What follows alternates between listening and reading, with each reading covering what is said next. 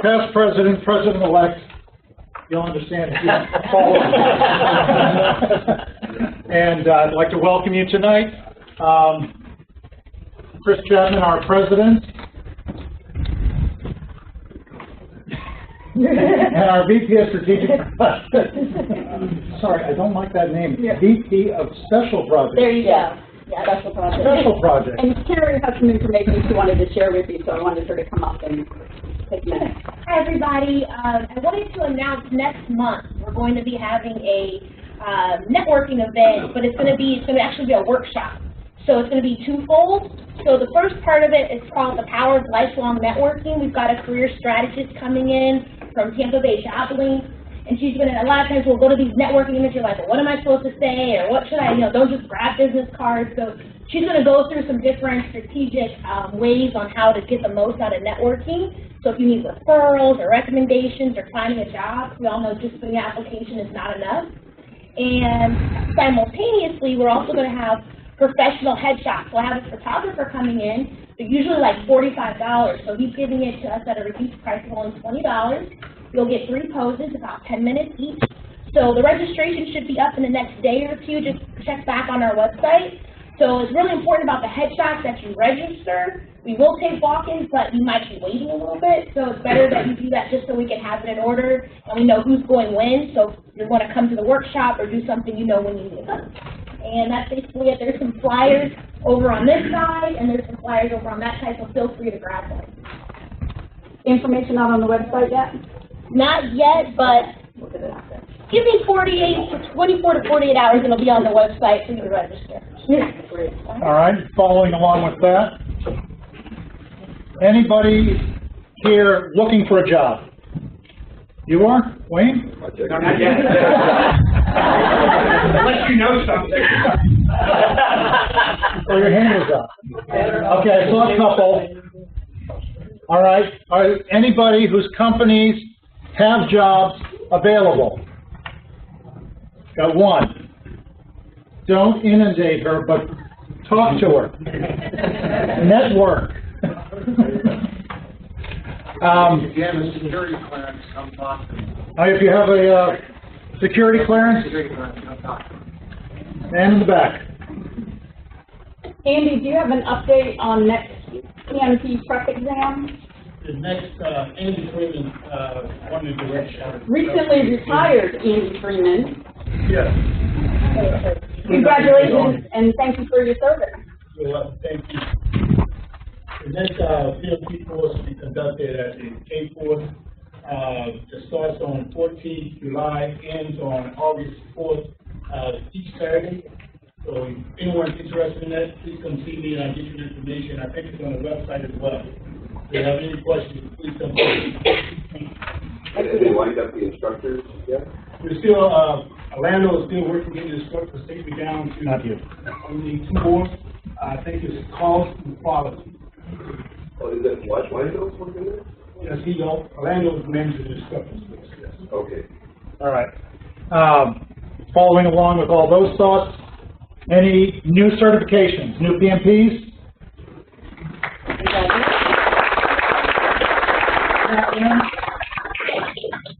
PMI ACPs, PGMPs, FMPs,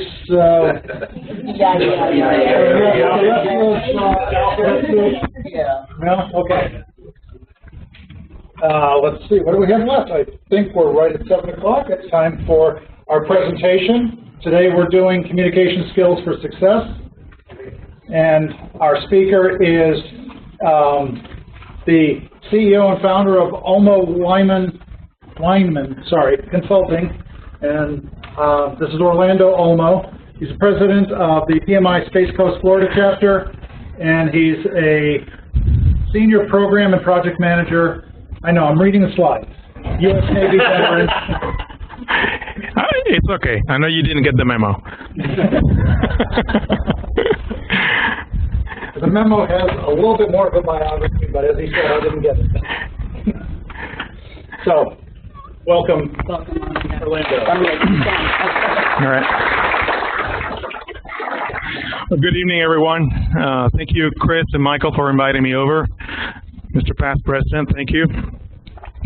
And fellow PMPs, thank you for the opportunity to address you tonight.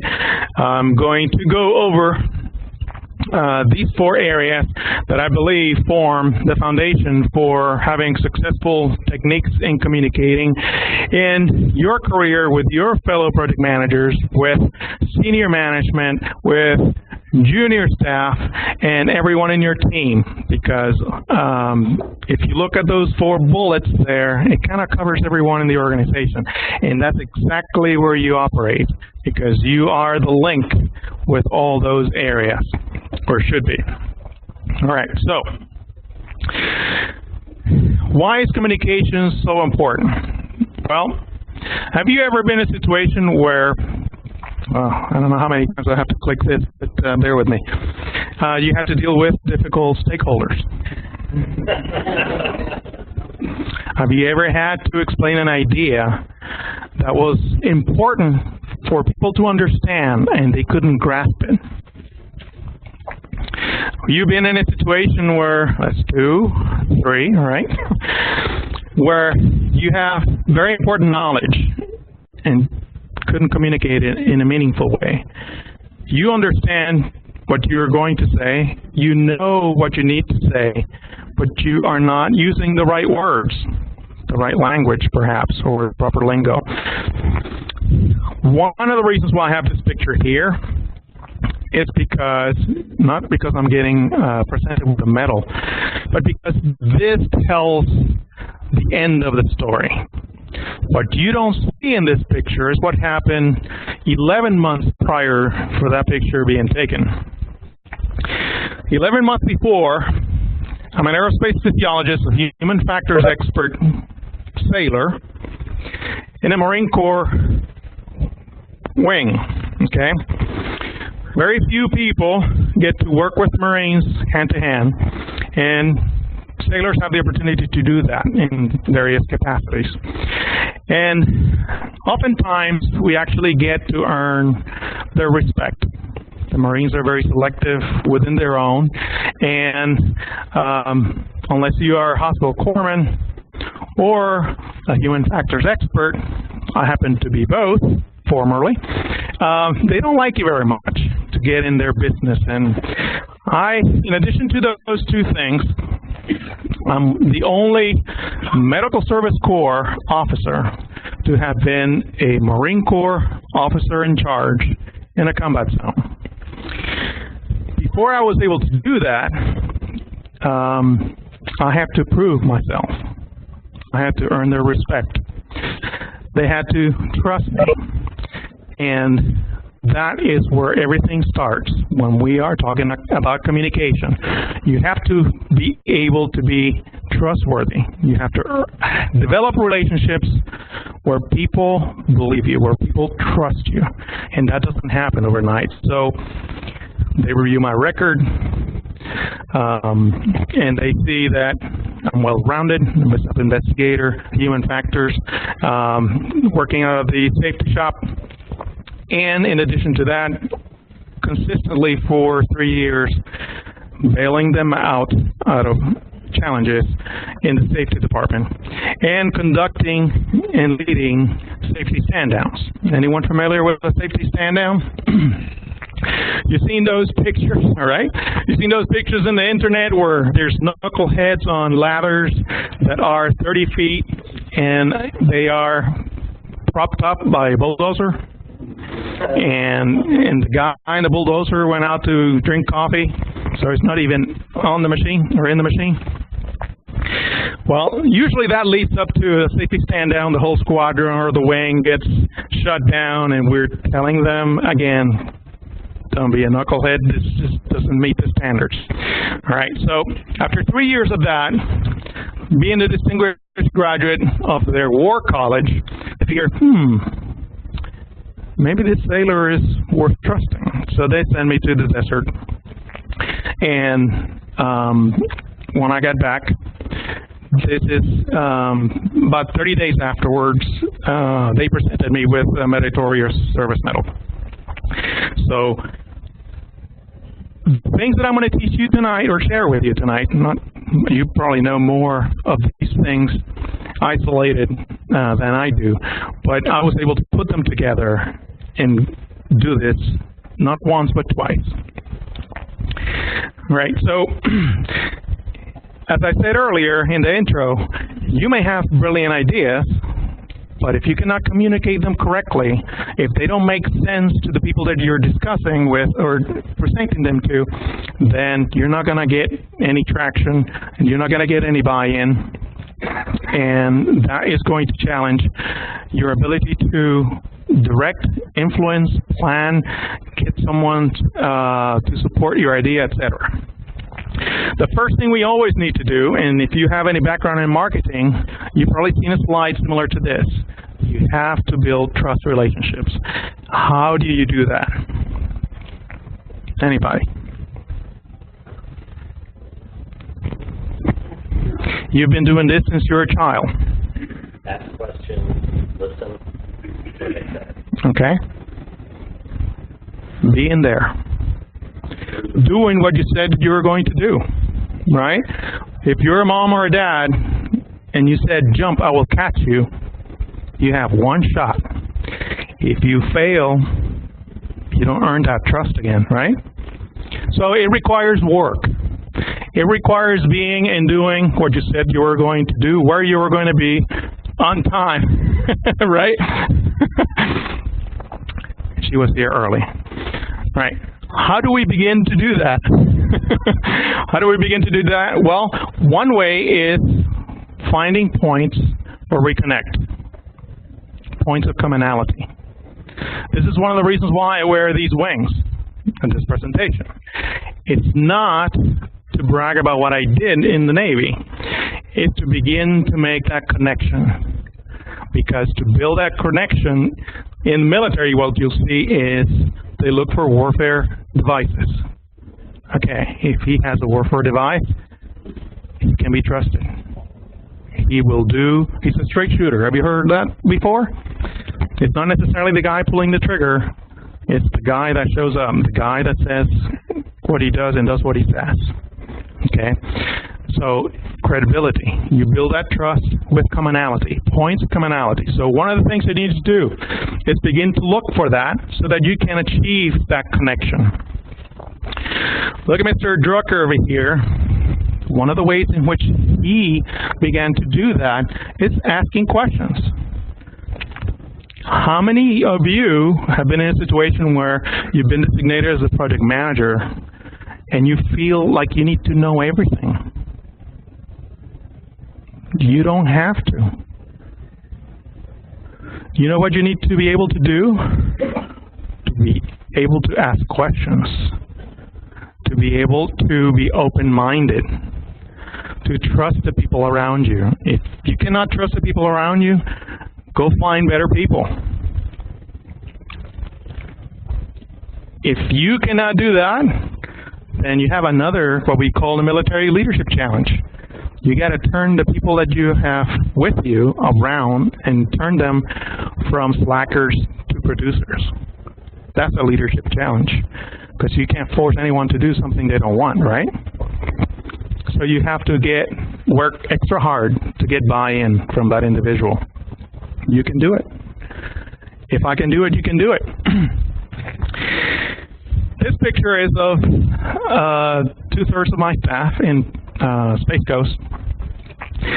It took me 2 years to convince these project managers to show up, dress up for our December dinner meeting. But here they are, okay? And I brought William to take the picture for us. That same night, we also took pictures, which if you go to pmispacecoast.org today, you will find each one of them dressed up nicely in our board page. Why? Because I want everyone to see PMI Space Coast Florida as a professional organization. So if we are going to project that professionalism, we cannot be in ball caps and t-shirts because we're at the beach. No. You're not picking up trash, which we also do. We go to the beach, clean up the beach, and volunteer to do that because we're in a beach community. But that's not what we want to project, because project managers won't get hired because they went and cleaned the beach, right? You get hired when you look sharp.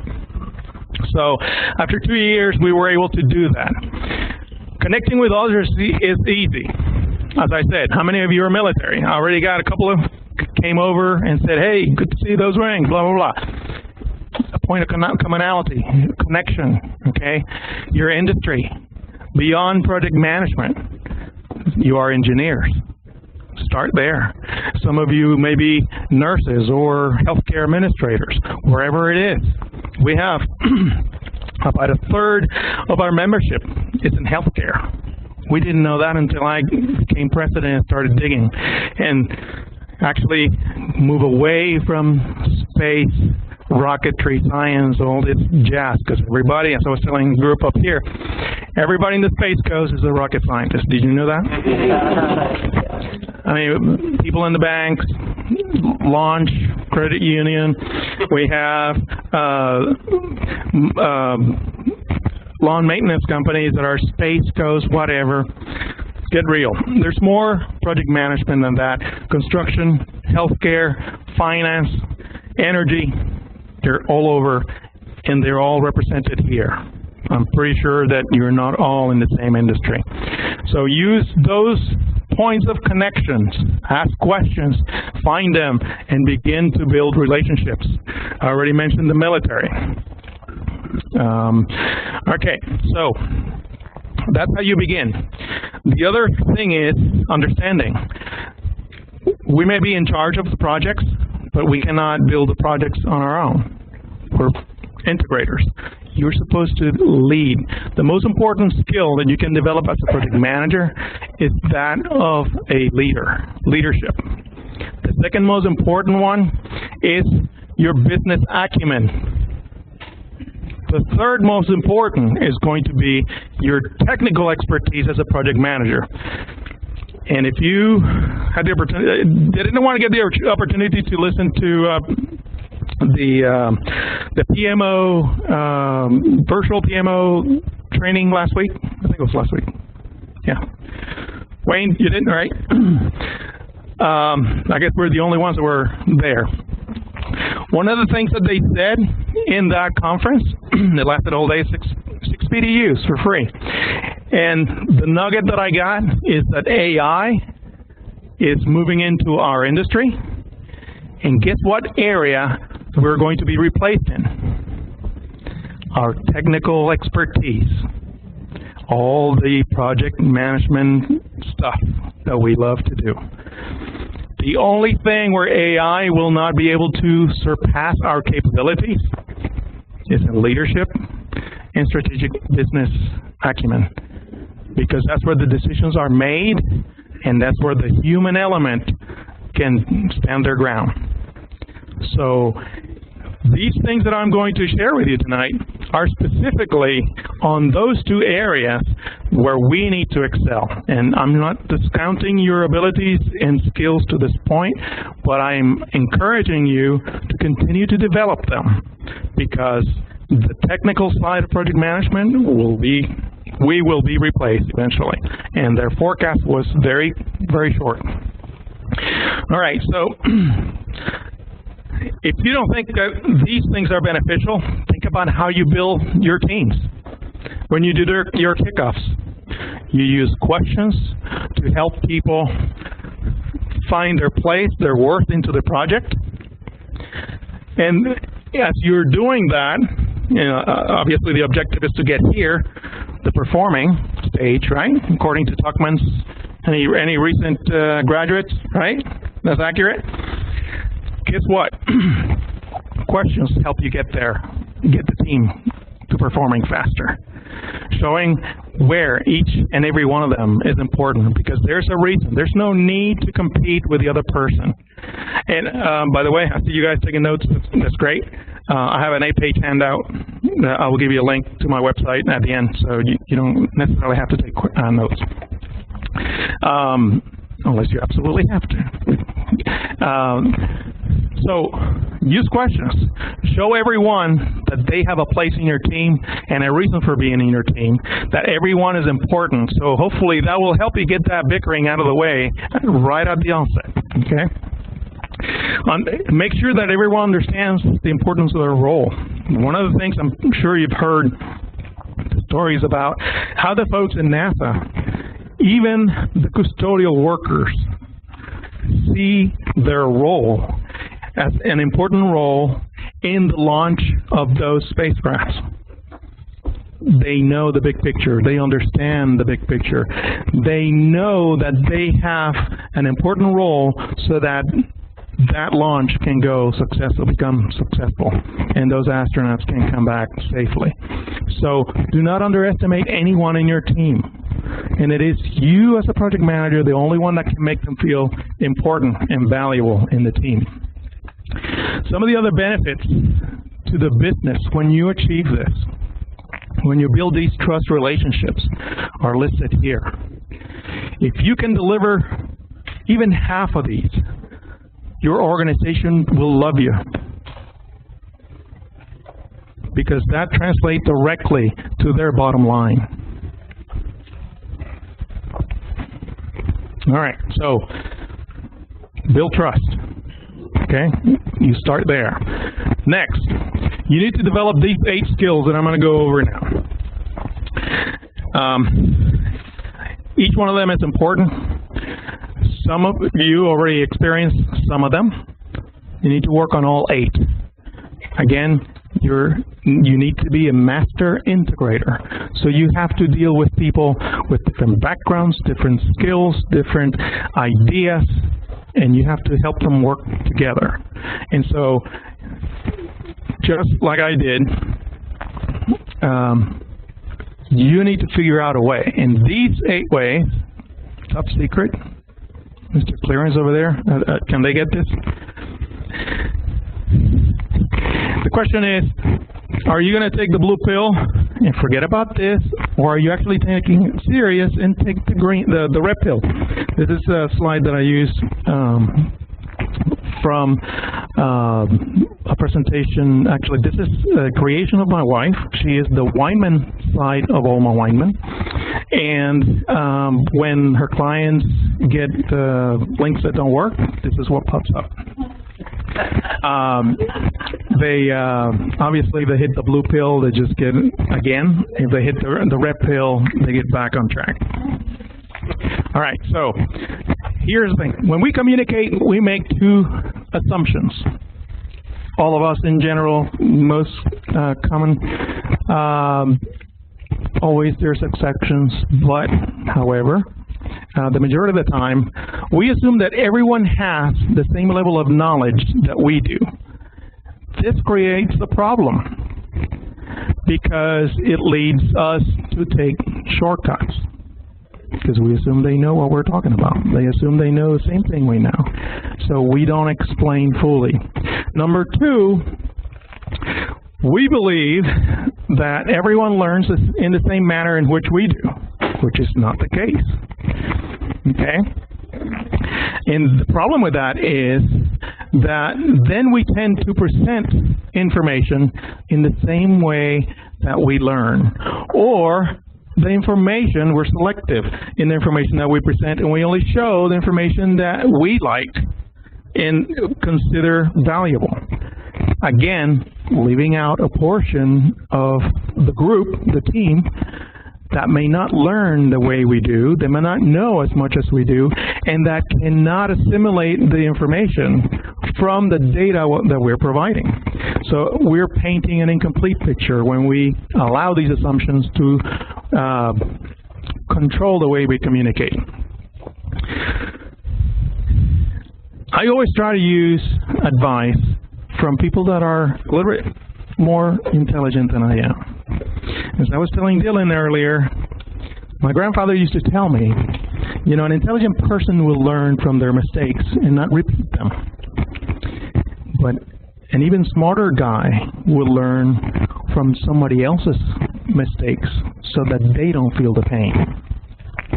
And so I think we can trust this guy knew a little bit about things of the world. So let's trust that he is correct. So, oddly enough, the first skill that we need to develop is compassion. This is very important when we are communicating. If you have sympathy, you recognize feelings in other people, how they feel.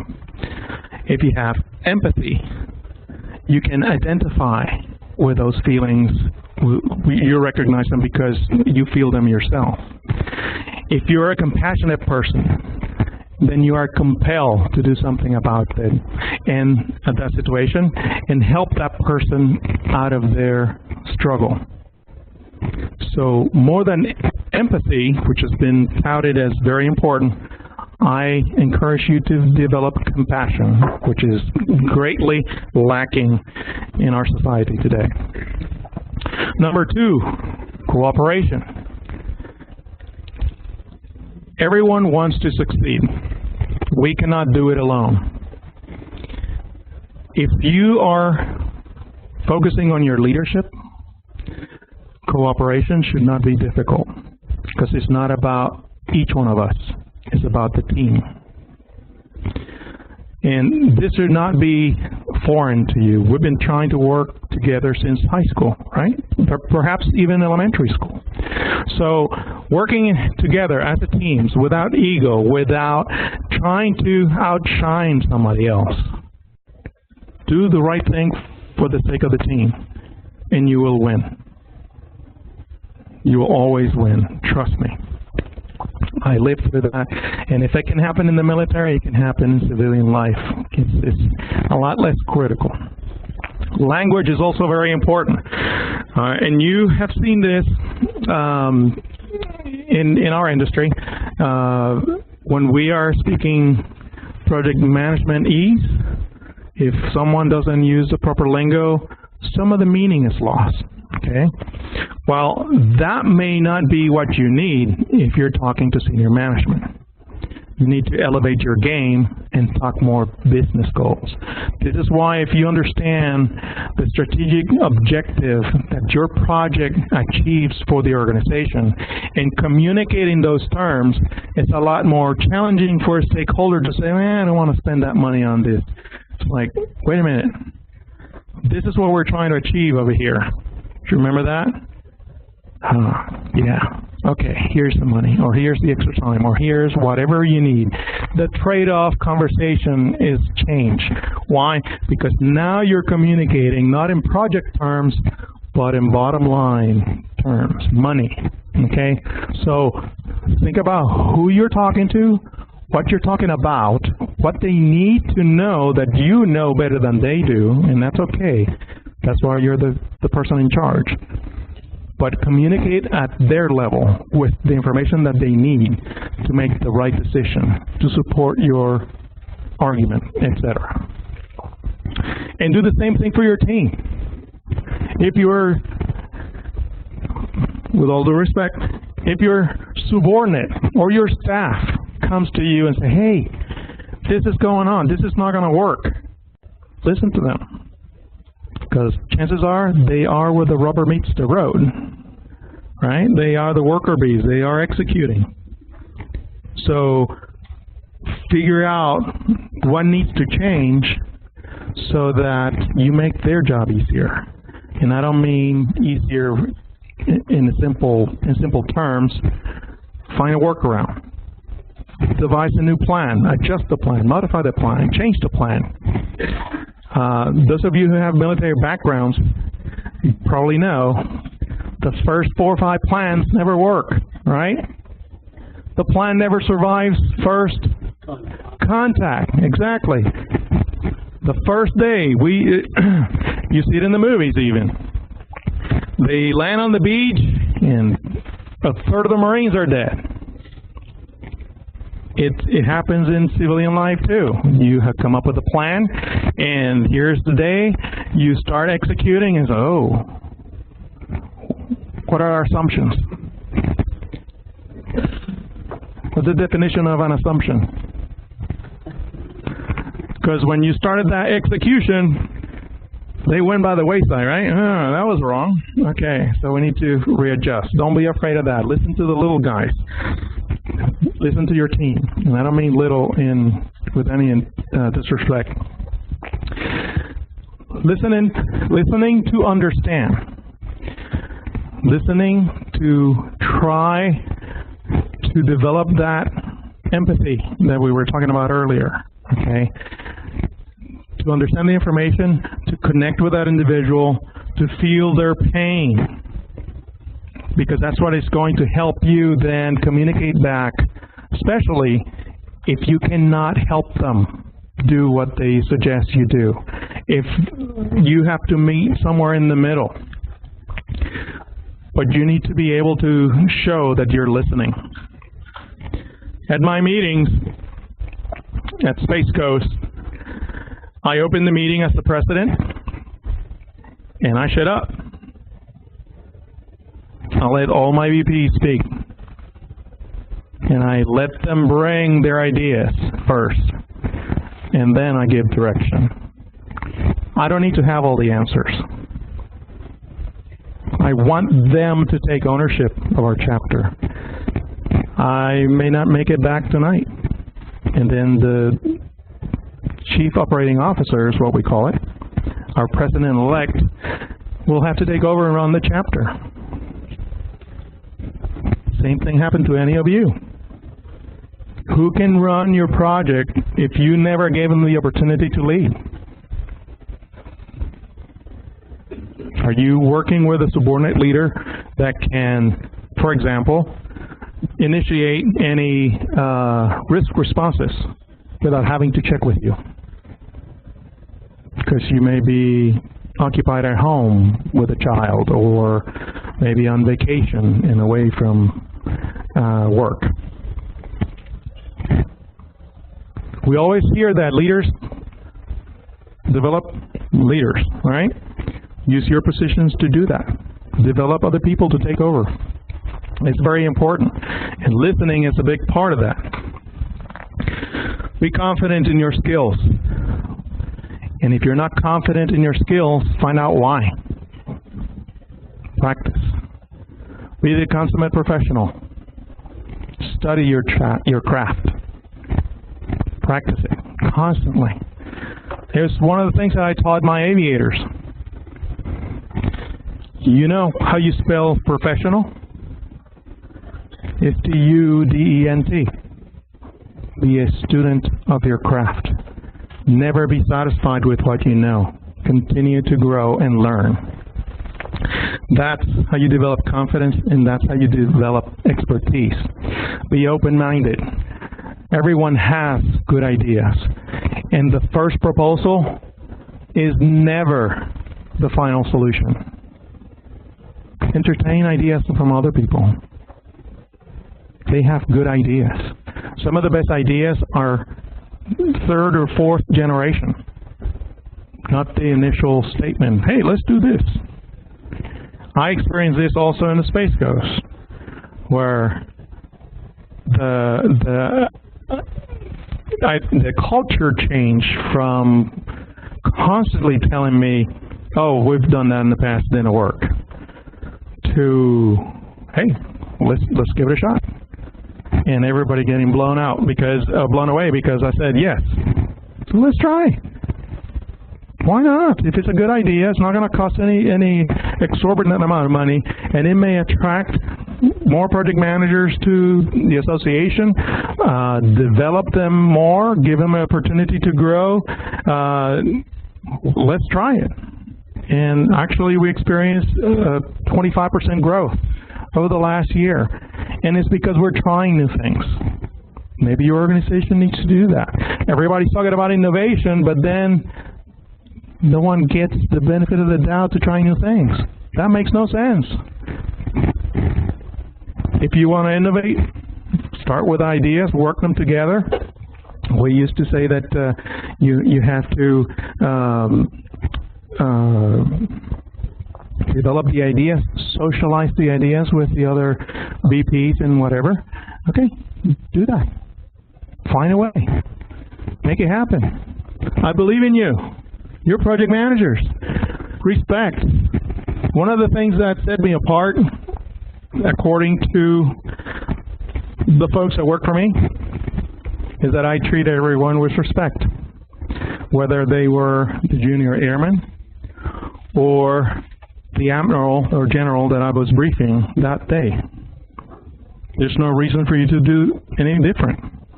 Everyone has value, right?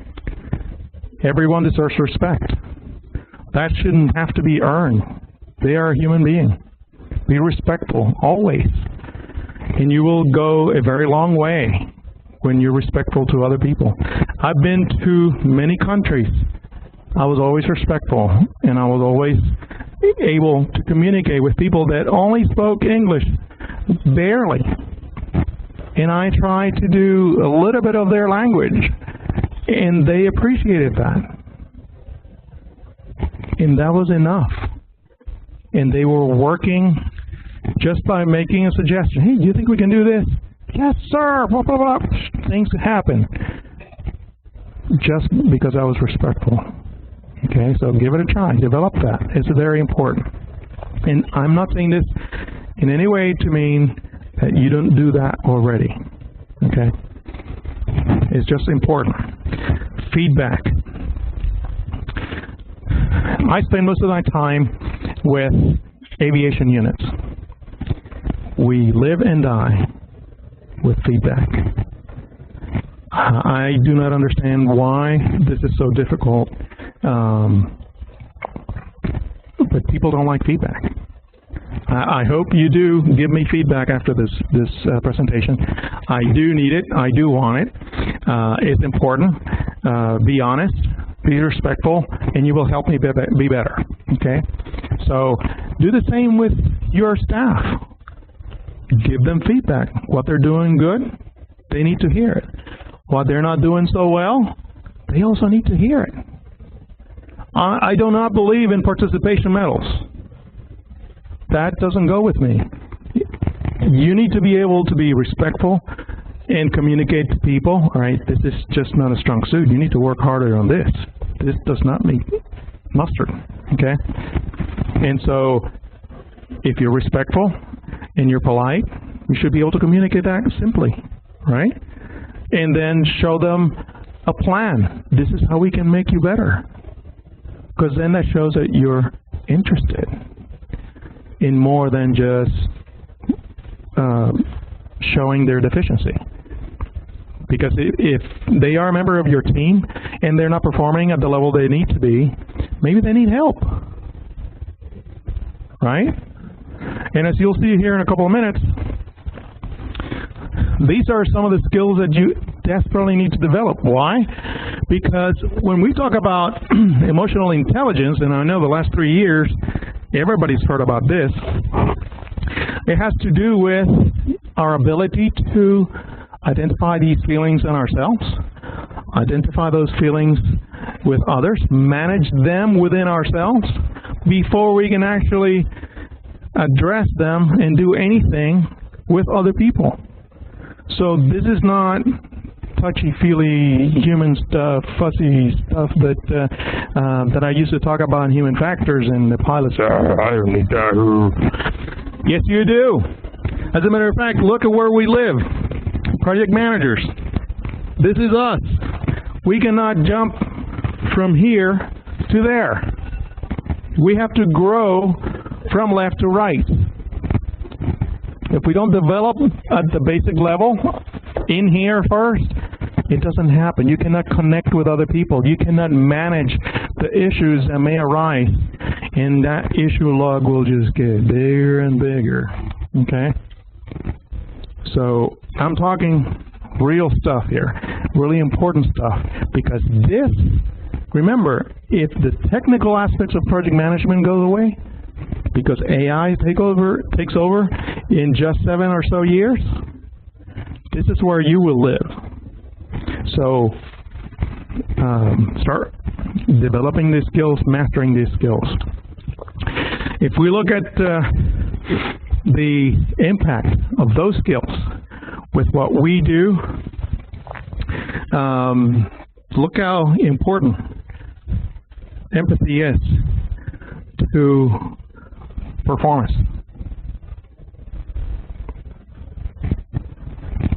If we want to get better at being project managers and extending our careers, we have to address this deficiency. We have to learn to be more empathetic, have compassion, and work with others, or it's not likely to happen. All right, so those are the communication skills that you need to develop, you need to master in whatever order that you need, but you need them all. Now, we're going to talk about our audience. There's almost 7 billion people in this world, right? Any math majors? All right, so is that close enough? All right, a little over 7 billion people. The good thing about addressing people, communicating with people, is that it goes down to 4 behaviors that we need to learn. And this comes from the marketing world. So, we have driving behavior. And when you're communicating with these folks, what they are interested in is, number one, the bottom line. They are task-oriented people. They want to know what it is that you have to say, and they want you out of their office. Why? Because, like Alka-Seltzer, they don't care how it works. They just want to know that it will work and that you're going to show results. Okay? So, are you thinking about some of those actual people that behave this way? Because that's part of the idea here. All right, so for them, time is money. And one of the things that we used to do in the military, when you're briefing admirals and generals, you have 2 minutes. You got to tell your story in 2 minutes because the admiral or general is busy. And if he has questions, then he will ask. If he's okay with your briefing, hopefully it was complete, then you're done and you wait for him to call. Okay? That's the process in the wing. So get in and get out. Task-oriented behavior number 1, driver behavior. Task-oriented number 2.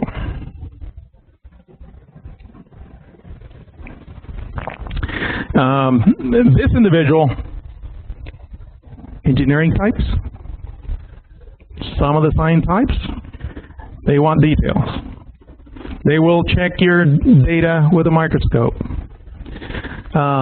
They're going to focus on quality. They're going to take a little bit longer reviewing your spill, whatever it is. They want details, and they're going to get and redo your paperwork, whatever you brought over, time and time again until they're happy that it is done correctly. They are not interested in being your friends. They're not interested in your life story. Just give me the data and get out. Okay, I will check the numbers myself. The influencer. Here's the guy who is people-oriented, but is people-oriented as long as it benefits him or her. Okay? The thing is, this individual wants a story. This individual wants to know how things are going for you. And oftentimes, this is the kind of individual that you actually want to get in and get out. But they won't let you. They love the stories more than anything, those that involve them getting recognized at the end of your solution. Okay? And that's okay. They're out there. Just understand, if these individuals are in your organization, your approach is going to be slightly different. Then you have the amiable behavior folks. These are the guys where everybody gets a certificate, and everybody gets a medal. Everything's about the team. Don't rock the boat. Don't let anyone get too far ahead. They are more traditionalistic, and I don't mean to make fun of any of them.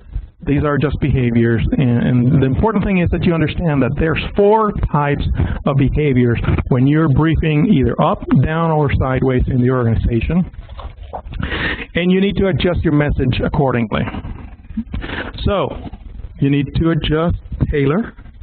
This is a big word for the PMBOK 6. Tailor your message according to those people that you're trying to address. 3. Are we okay so far? Everybody still awake? Good.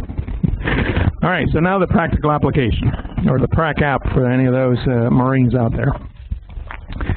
So, in the real world, if you're developing your messages, things that will help you. Number 1 is this list over here. You want to make sure that the message is simple enough that it's easily understood. Okay, so if you need to use acronyms, make sure that those acronyms are applicable into the right group of people that you're talking to. Sometimes it helps you when you present information in a new way, in a way that they are not expecting. And I will show you a couple of ideas here in a minute. Make sure that if you're communicating an idea, that you can make it as concrete as possible, perhaps using a model, a prototype, telling a story that sounds kind of like what you're trying to develop, to give an example. Sometimes it doesn't even have to be in the same industry, something that is applicable from another industry that you saw that may help you create a vision of what you're describing. Also, hopefully you develop your credibility first, because that's where it's going to allow you to move away from the common examples or the normal way of briefing to actually get the okay, this guy knows what he's talking about. Let's pay attention. You need to be able to connect with their emotions. If you don't connect at a personal level, and I'm not actually implying that you go touch somebody, right? It's just no physical anything, it's just up here. Communicate feelings, identification, matching feelings is what I'm talking about, empathy. Then use those in your storytelling. That will allow you to connect with that individual, whoever it is that you're briefing, get buy-in from them, and then move forward with your presentation, your objective. Here are some of the tools that are recommended when you're making those presentations. You use as many of these tools as you want. You can use a combination of them. The important thing is that you do not use always the same way of presenting, because every individual is going to communicate differently, understand in different terms, and so this is why you have a list of 6 that you can apply, pick and choose what fits better. For example, if you're involved in Agile, you're used to doing storyboards, right? And that works really well for the folks developing the software. If you take a storyboard to a senior manager, he probably laughed, what are we doing, art here? Tailor the message to the audience. All right, and as you see there, you use those 6 and it spells success.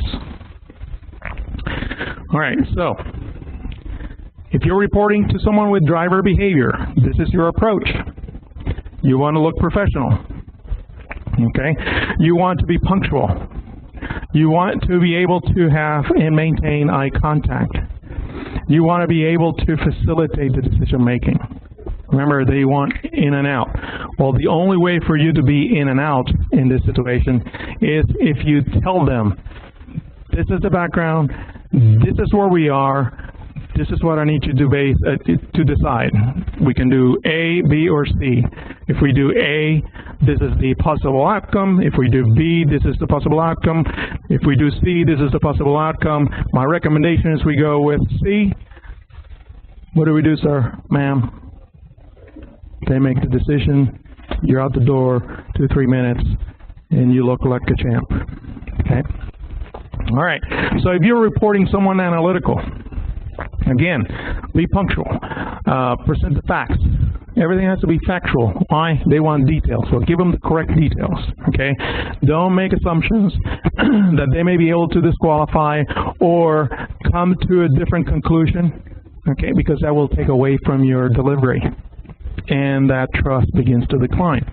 So make sure that you are meticulous in your numbers, calculations, whatever it is, that you're logical, the reasons that you're putting in that paper are actually justifiable, and that the conclusions are conclusions that can be concluded, agreed upon, time and time again. Otherwise, they're going to begin to shut down your plan, your recommendation, your solution, whatever it is. Reporting it to an influencer. Be energetic. Again, eye contact. These are the folks that actually enjoy the stories. But the story has to have a point. Okay? And so the story that you're telling has to lead them to make the decision that you need them to make. Okay? So don't tell them about the laundry, the challenge on the weekends and the kids, because if that doesn't help them make the decision, unless you're asking for time off, right, that may work. But if it doesn't help with the decision-making process, then you're distracting them. Okay? And that doesn't create the same dynamic that you want to create. So emphasize how the solution will solve the problem and make them look great in front of their peers, because that's the story that they want to hear. Okay? All right. And the fourth, the amiable. If you are briefing an amiable type of individual, then what you're looking for is to reinforce their ideas, reinforce their beliefs. You want to make sure that your solutions show how the entire team gets recognized, and no one necessarily gets any credit, undue credit, or more credit than anyone else. So again, you are providing, you're communicating in ways that they understand, that they are partial to, and that will help them side with your solution, which is ultimately what you're trying to do. You're not trying to lie. You're communicating with them in the way that they will understand, because your math should be the same. Regardless of who you're briefing, your recommendation should be the same. The information that you use to communicate, depending on their behavior style, may be different or will be different. Okay? Remember, PM, integrator, leader. So if you're in a leadership position, one of the things that you need to understand, and the new PMP is probably familiar with this because they just study on this. McClelland's 3 needs. We all have them. Different degrees, right? But we all have need for power, need for achievement, and need for belonging. We all do. Not a problem with that. The reason why I have that slide here is because this is what the people that you're interacting with is thinking about when you are in a leadership role. Okay? Our need for power, we'll ask them question, what can you do for me? How can you help me? Need for achievement, can I trust you? And need for affiliation, do you care about me? Until you can provide those answers, and just saying it won't work, until you show them that you care about them, that they can trust you, and that, yes, they belong in your team, there's no influencing. There is no trust. So this is why we need to start with building those relationships. Because once we have trust, you answer those questions. Now they will respond to you. Okay? Who still works in an environment like this? I'm telling you, this doesn't even work in the military. You see it in the movies, no? You see it in the movies. I had that initial picture that you saw. I was in Afghanistan as the OIC of Marine Corps mobilization element, and I was sent to set up the center, the detachment. And I had, to support me, I had 8 airmen, I had 2 soldiers and 1 Marine. And of course, I was a sailor instead of, in the place of a Marine officer. And so we had all services represented. And one of the things I said, all right, I recognize that we're all a mixed bag in here. I don't have any issues with that. We need to work together as a team. 3 times, we had folks from Bagram, which was the main mobilization center, and come up to where we were, and they wanted to know why we operated so well. And 3 times they went back to Bagram with their notes, and they're looking at our procedures. And the 3rd time they came up and said, "Hey, sir, can I ask you a question? I know this is not my shop. The Army's tri-service, if you don't know, tri-service operations is Army way until the Navy shows up, and then they see the light." I asked, what is it that, with the procedures? This is the 3rd time that you're here in about 5 months. Why do you keep coming back? What is it that you're checking? Are guys not doing a thing, the right things? And I said, no, I mean, we cannot understand. You guys are doing exactly the same thing that we do. But you guys get along so well. You work so well together. Your efficiency is through the roof. He said, well, you're looking in the wrong place. He said, what are you talking about? I said, well, we follow your rules. You're the big guys, right? But we don't behave the same way. See, here we all work in one building, and we are one team. We don't just say that we are. And he didn't know how to put that down on paper, so he went away. And we did a great job, and the Marine Corps kept sending me Marines, the Air Force kept sending me airmen, and the Army put us in charge for 3 weeks and said, "Hey, Commander, can you do this by yourself?" I said, "Sure." Well, can we turn it over for you for a while? I said, "Sure, not a problem. We've been doing it, you know, working as a team." "Well, you guys are doing such a great job. We're really happy with you, and we just need to send our soldiers back home, and we don't have replacement." I said, "Not a problem." It went without a hitch. They went home, took their 2 weeks, came back. Everybody was happy, and it still worked because it's not about the rules. It's about the people. It's about relationships. And that is what I'm trying to tell you, that this is not the relationship you want to have with your team. That should not be the relationship that you have with senior management. Okay? If they are treating you this way, maybe you're in the wrong job. And you should consider changing before they change you. Because this is not right. Okay? I recently came across this, and I really believe, I included it here because I truly believe this is how I became so successful in the Navy and in the tri-service arena. Again, please read it, take a moment. I think it's very on point. Not trying to preach to anyone, but if you're in a leadership position, as my mentor told me, lead. If you're put in charge, then lead. If you're not in charge, lead. Because you don't need a title to be a leader. And if you are leading, the next thing I want you to do is to teach somebody else to lead. Very important. Here's a sea story.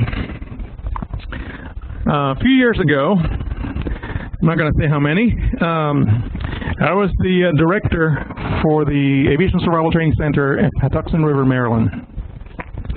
At the time, the smallest unit in NIST hierarchy, and it became actually the same capable site as all the others in the East Coast and the West Coast at the end of my tenure. So I'm used to taking little things and making them big.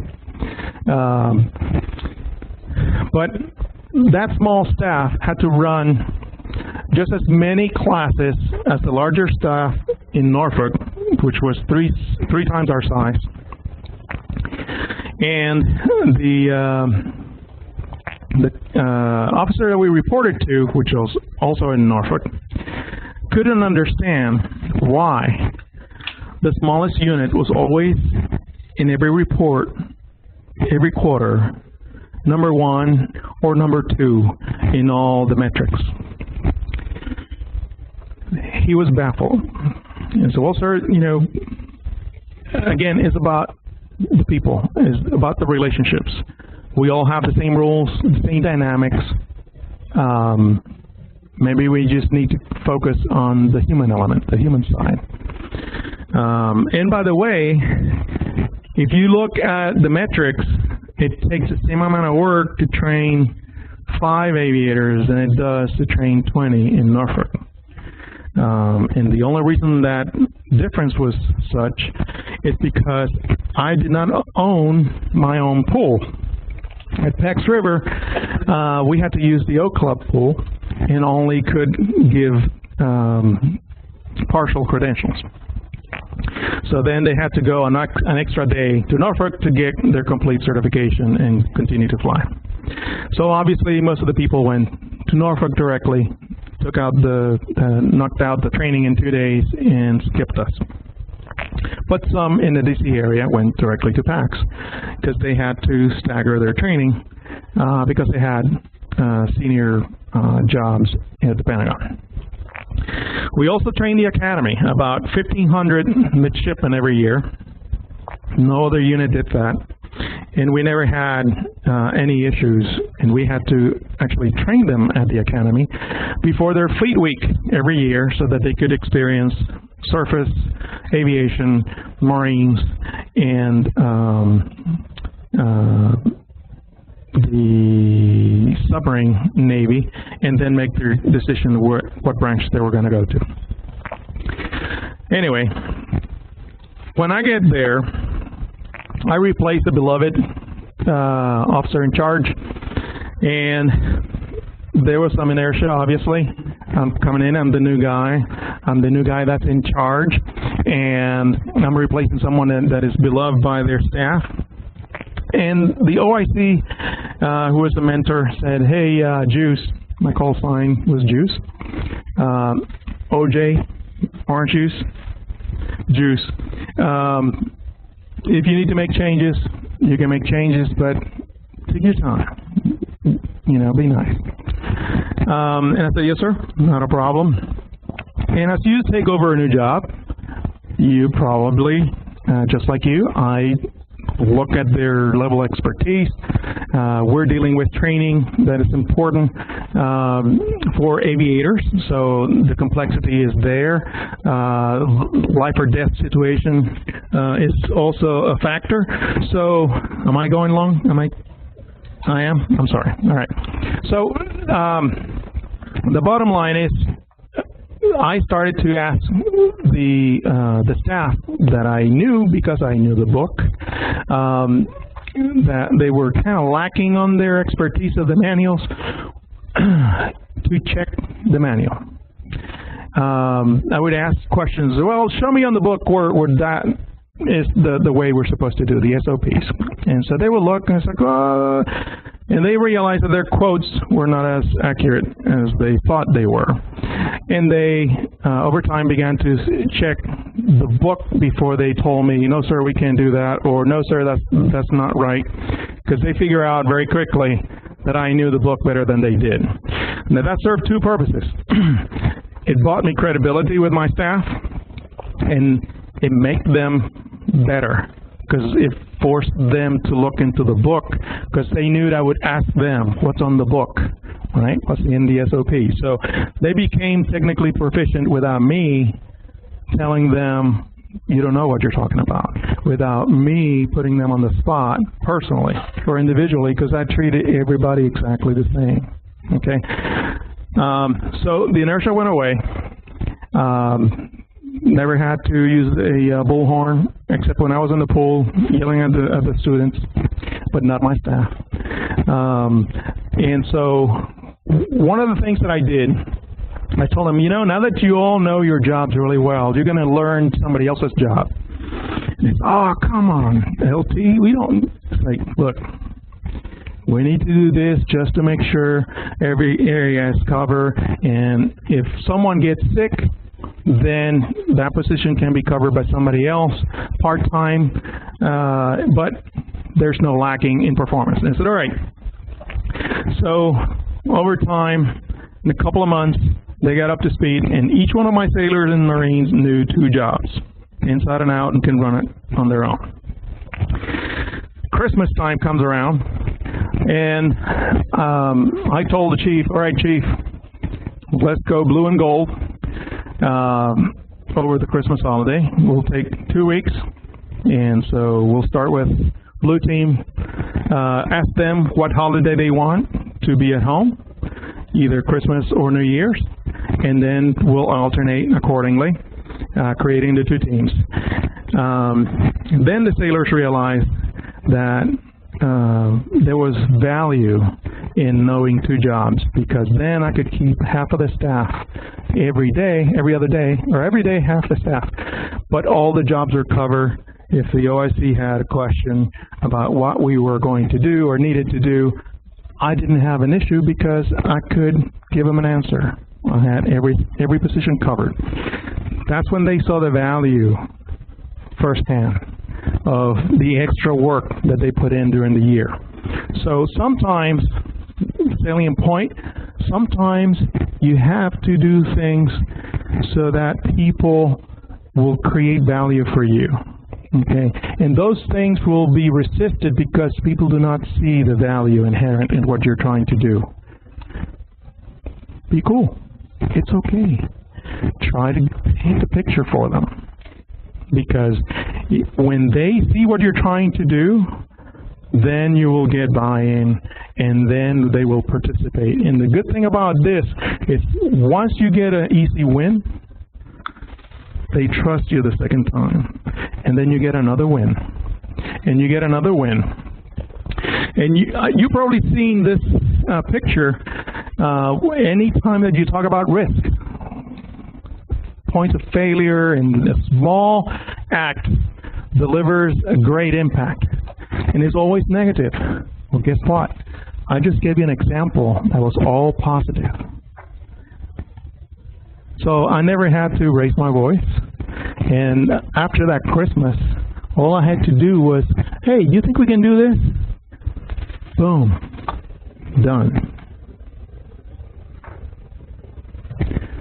You can gain a lot with those easy wins. A lot of synergy, a lot of energy in your teams. All right, so create a vision.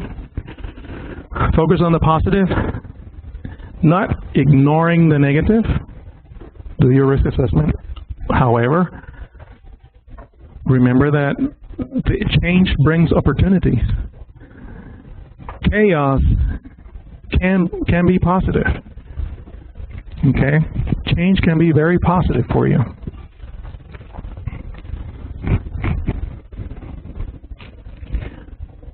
We're coming to the end. All right, if you go to my website, almaweinman.com/PMITV, you can download the PDF that I created for this presentation. And it's a one-button thing, so all you have to do is log on, hit download, and it downloads the PDF. Well, thank you for your time. I apologize for going over. It was wonderful to be in the Gulf Coast again. I really have very fond memories of the Gulf Coast. I spent a lot of time 2 years in Pensacola. Most of my training, or a lot of my training, was in Pensacola. I lived in Panama City Beach for about a year after retiring from the Navy. It is my favorite coast in Florida, as I said, and I hope that you enjoy the sunsets here, because it was one of the prettiest things to enjoy on this Gulf Coast. And don't overlook the beauty of the area that surrounds you. It's fantastic.